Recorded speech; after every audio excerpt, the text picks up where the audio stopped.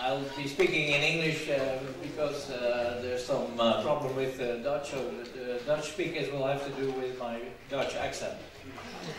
I've been asked to talk about the political economy of defense and of NATO.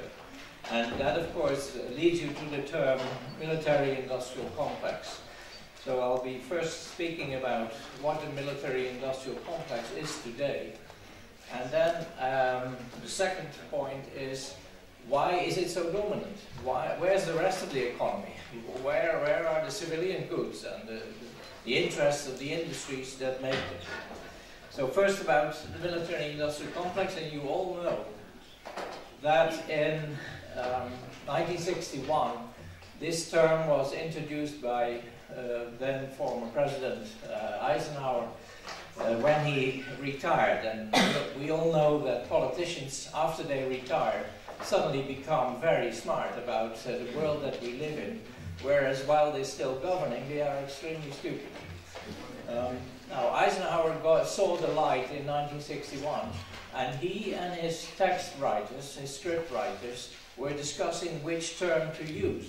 Should they use military-industrial complex, or recognize that it is actually a much broader network?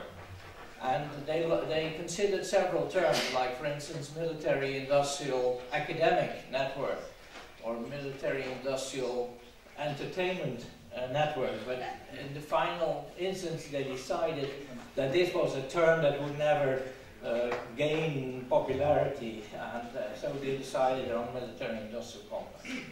But the additions were very meaningful, because the military-industrial complex has never been confined to the actual weapons producers and the military who are organized in the Pentagon in the United States. It has always been far larger, and academia, in which I work myself, is part and parcel of it. You know, all the theories that we are discussing and the mindset that is being developed in the higher education is oriented towards a military outlook, towards thinking in terms of state that clash with each other. Of course, there is a small fringe where these things are being criticized, but that is not enough to really upset the mainstream form of education. Now also, of course, what is very important to realize is that the entertainment industry is part of the military-industrial complex. Ever since the film Casablanca, in which Ingrid Bergman is seeking refuge from war in Europe, etc., and they decide to fly to the United States, we have been inundated with images and references in which the United States is the bastion of freedom and safety, and the rest of the world is mired in problems. Yesterday, by chance, or a few days ago, by chance, I saw the film The Fourth Protocol, based on a novel by Frederick Forsyth. And there you see that the malicious Soviet agent is trying to blow up a British base with an atomic bomb in order to split NATO, an idea that we all consider and hold dearly, but not in this way, of course. But the Russians, who will stop at nothing, did try to do that with an atomic bomb, and the code word to start the whole operation was Gaddafi. And so there you have it. You know, you're looking at a very entertaining detective story, and in fact what you get is subtle information. And of course these days we all know how that works. Even on the sports page we get Putin bashing. So even there the journalists know whom to hold responsible for all the ills of the world. Now, back from entertainment and academia, industry itself, of course, is also much deeper involved in weapons production than you might think, because many producers that we associate with civilian products, like the car manufacturers, General Motors and Ford, are in fact dual-use producers. They produce military goods and civilian goods, so that's an important point. At the end of the Cold War, so in 1989, let's say the major first Cold War, there was a crisis of the American aviation industry, and there was a whole wave of mergers between important aerospace corporations. And these corporations were helped with their merger plans by the big Wall Street banks. And the Wall Street banks, therefore, also became part of the military-industrial complex because the merged companies were deeply in debt. The debt was being handled and sold by the Wall Street banks, and if there's any one figure who symbolizes this connection, it is Richard Holbrooke, who was a banker at Lehman Brothers and First Boston, and who then became responsible for the Yugoslavia portfolio. And we already heard references about the first NATO operation outside its borders, and that had a lot to do with the prospects for the aviation industry. The fact that they were air wars is not just modesty on the part of NATO, but it's also indicative of the fact that that was the branch of the economy that needed, the war economy, that needed help, first of all. Now, the last major addition to the military-industrial complex today is the inclusion of the big internet and IT corporations. So Google, Apple, Amazon, you name them, they all have become part of what you might call a vast search engine which is dedicated to tracking down opposition, meaningful opposition in the world, not just the terrorists, because if they were all after the terrorists, there wouldn't be any terror attack left. They are actually searching for opposition. They're deeply involved in the, not only in the military-industrial complex, but of course also in the war on terror. If you just think that one of the major American newspapers, the Washington Post, was bought a few years ago by Jeff Bezos, who's the owner-founder of Amazon.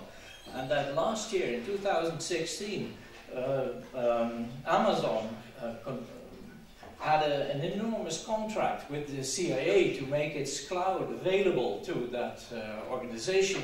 You can begin to see how there's a triangle between media, the military-industrial complex, and the internet sector. So there's hardly anything left. But now the second question, and that is, why is it so important? Where are the civilian forces, which still in the 1980s and before always made sure to have an alternative vision of a world order, which from the United States was actually being advocated through the Democratic Party most of the time. Now that has completely disappeared. Why is that? When did it happen? And I think here we have to get a step deeper into how the capitalist economy is operating, that it supports a class society, and that the economy and that class society both are in a deep existential crisis today. If we get a figure like Trump, and there's no point making fun of him, we will all do in our spare time, but the fact that we get a figure like Trump in the role of the United States presidency, and that his opposing number was what Diana Johnston calls the Queen of Chaos, Hillary Clinton, is a sign of the crisis. You know, there's not one good candidate waiting in the wings and the bad candidate happens to be chosen. They're all bad candidates because they are reflective of a system in crisis. Now, this crisis has to do with the connection between capitalism and class society, and the fact that capitalism throughout its history has been an imperialist war-tending system. We don't have to go back here to the history of slavery and the bloody wars of conquest that capitalism has managed. But it's important to realize that after the Second World War, basically already after the Depression, capitalism for the first time in its history was forced to accept a class compromise, because it had incurred this deep depression. It had caused, been a major factor in two incredible world wars that in their destruction have no equivalent. And that meant that its social license, its political license, so to speak, had expired. And that concessions had to be made. If you don't understand that, you won't understand the present period either, because when in 1947, George Kennan, one of the architects of the Cold War, today often seen as a sort of moderate, but in fact he was one of the most committed hardliners at the time. And he said, we have 6.3% of the world's population. And that 6.3% of the world population owns 50% of the world's wealth. How are we going to sustain that? Now, of course, on the one hand, by continuing the recipe of conquering other peoples, using war as a means of policy and so on. But on the other hand, they were forced to make these concessions. So the West itself, we, the United States, Japan to some extent, were part of a compromise, a class compromise. That it was capitalism with a human face. The rest of the world, of course, has never seen that human face. In Vietnam, they don't know it. In Latin America and Indonesia, they have no clue what we would be talking about when we speak about capitalism with a human face. But we had it. I studied. I grew up in that world. It was really a Spartan, but very generous world with excellent education, healthcare, you name it. That world got into a deep crisis, and it's important to realize, not in 2008, but in 1967, in the late 60s and the early 70s. That was when that world broke down. For a number of years, the governments of the West continued to throw money into the breaches, to keep the compromise alive on the basis of inflation, state debt, private debt, you name it. But at some point, that whole system has exploded, and that was 2008. After 2008, there's no possibility anymore to find money, even not with so-called quantitative easing, which is printing money and giving it to the banks, to keep the social compromise in the West itself alive. And that is why we live in a society now which has abandoned compromise. We are being governed by lies, by the politics of fear, by a frightening combination of preparation for war, preparation of initially largely imaginary dangers like terrorism, and of course since 2012 or so, Putin, who is being amplified into the incarnation of everything bad in the world.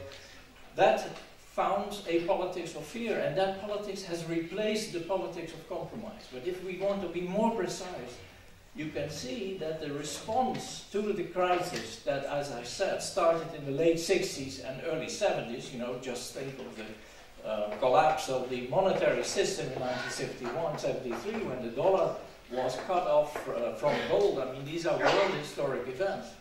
But also the defeat in Vietnam, a movement in Latin America, etc., that asked for a response. And the real architects of the warlike policies that we are looking at today were Reagan and Thatcher.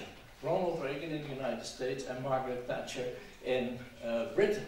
They led the West into a policy of confrontation. If you want to know how the class compromise with Labour, for instance, ended, just think back of how Margaret Thatcher provoked the miners' strike and other outbursts, and then defeated them the harsh way. How Ronald Reagan handled the strike of the air traffic controllers and then defeated it the hard way. That is the moment when class compromise within the West, so the human face of capitalism, was actually disappearing. And at the same time, we see that at that point, capital itself begins to redeploy across the globe, abandon its anchorage in the West itself, and become active in other parts of the world. And NATO, of course, has followed that course, as it has already been referred to, but we've also seen that the United States has gone from one level to warlike policies. Don't forget that Trump is not the first madman in the White House. Reagan at the time was also considered a complete nutcase who was ineligible for public office, and yet he became the president. And he did everything that you might expect from him, like calling the Soviet Union the evil empire. We laugh about that now, but at the time people were really shocked. And the people in the Kremlin who by that time were no longer socialists, but merely, you know, old conservatives and very worried about global stability, they thought that he had lost his mind by saying such things. And a lot of events from those years make it understandable. Now, as I said, the point here is, why is civilian industry not powerful enough anymore? Well, because that civilian industry slipped into a crisis from the 1970s. The crisis has become worse and worse and worse. The ruling class in the West, which rules through that system and rules thanks to the arms industry and so on, and everything that is attached to it, as I said, has replaced the politics of compromise and social welfare by the politics of fear. And that is the politics that we are confronted with now. Don't think that events like Manchester, of course we're all sad if you think of the victims, etc. But also the attack on the policeman in the last day of the first presidential round in Paris. Don't think that that is a completely authentic fight of the third world against the West. It's imbricated in it, but it's a very difficult issue, because it's also remarkable that we are now in a situation where no election can be held any longer in critical situations, where this aspect of terrorism, in spite of all the police and all the surveillance, is absent. So let's be very vigilant here too, and realize that the military-industrial complex also has branched out into all the so-called opposing movements, and especially the most radical ones among them. We live in the politics of fear. We face a military machine that is attached to a system in crisis, and I think if there ever was a moment when we have to begin to think about the modalities of demolishing this whole system, it is today. Thank you very much.